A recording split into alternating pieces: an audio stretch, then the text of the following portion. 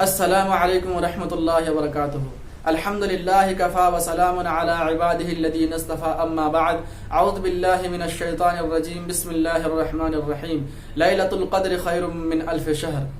معزز سامعین کرام، لیلۃ القدر جیسے مقدس رات کو ماہ رمضان کے آخری عشرہ کے 5 طاق راتوں میں سے کسی ایک رات کے اندر مخفی اور پوشیدہ رکھنے کی کیا حکمت ہے؟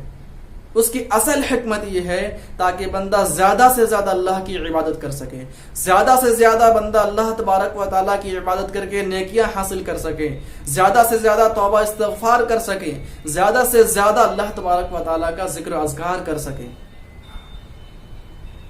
اگر اللہ تبارک و تعالیٰ اس مقدس رات کو، لیلۃ القدر کو، ان 5 طاق راتوں میں مخفی اور پوشیدہ نہ رکھتے بلکہ کسی ایک رات کو متعین کر دیتے تو بندہ صرف اسی ایک رات میں ہی اللہ کی عبادت کا اہتمام کرتے تھے اور باقی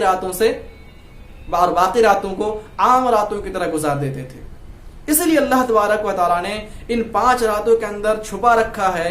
اسی لیے اللہ تبارک و تعالیٰ نے لیلۃ القدر کو 5 طاق راتوں کے اندر مخفی اور پوشیدہ رکھا ہے تاکہ بندہ اس لیلۃ القدر کو، اس مقدس رات کو پانے کے لیے، حاصل کرنے کے لیے 5 رات اللہ کی عبادت کا اہتمام کرے.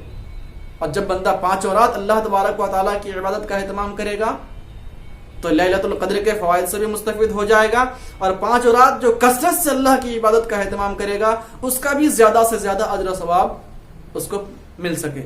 کے طور پر اس چیز کو یوں سمجھنے کی کوشش کیجئے کہ جس طرح تمام مدرسوں اور اسکولوں میں سال کے آخر میں بچوں کا امتحان لیا جاتا ہے، ان کا ایگزام لیا جاتا ہے، اور ایگزام میں یہ بات مخفی اور پوشیدہ رکھی جاتی ہے کہ سوال کیسے اور کہاں سے کیا جائے گا. ہاں، یہ بات تو بچوں کو معلوم ہوتا ہے کہ فلاں کتاب سے کوشچن کیا جائے گا، یا فلاں پیپر یا فلاں سبجیکٹ کا امتحان ہے، لیکن کتاب کے کس چیپٹر سے یا کس صفحے سے کوشچن کیا جائے گا یہ بات مخفی رکھی جاتی ہے.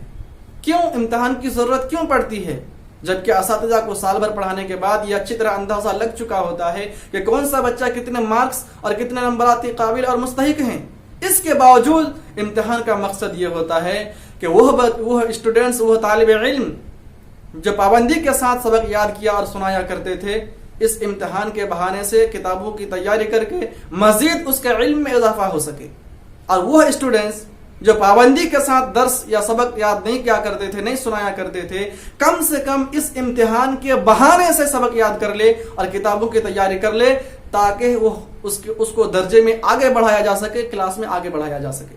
ٹھیک اسی طرح اللہ تبارک و تعالیٰ نے لیلۃ القدر کو اس لیے مخفی اور پوشیدہ رکھا تاکہ اللہ کے وہ مقرب بندے جو ہمیشہ اللہ کی عبادت کا اہتمام اور پابندی کرتے تھے، اللہ اس کی نیکیوں میں اور اضافہ کر سکے، اور جو لوگ تمام راتوں میں اللہ تبارک و تعالیٰ کی زیادہ سے زیادہ عبادت کا اہتمام نہیں کرتے تھے، کم سے کم اس مقدس رات لیلۃ القدر کے بہانے سے اللہ کی زیادہ سے زیادہ عبادت کر سکے، اور اللہ اس کے اسٹیٹس کو، اس کے لیبل کو، اس کے درجے کو بلند کر سکے.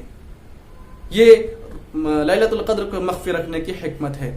آخر میں اللہ تبارک و تعالیٰ سے دعا ہے کہ اللہ تبارک و تعالیٰ ہم تمام مسلمانوں کو لیلۃ القدر کے فضائل و فوائد سے مستفید ہونے کی توفیق عطا فرمائے. اللہ ہم تمام مسلمانوں کو 5 طاق راتوں میں اللہ کی کثرت سے عبادت، نوافل، تلاوت قرآن، ذکر و اذکار اور توبہ استغفار کی توفیق نصیب فرمائے. آمین. تقبل یا رب العالمین. وآخر دعوانا ان الحمد للہ رب العالمین. والسلام علیکم ورحمۃ اللہ وبرکاتہ.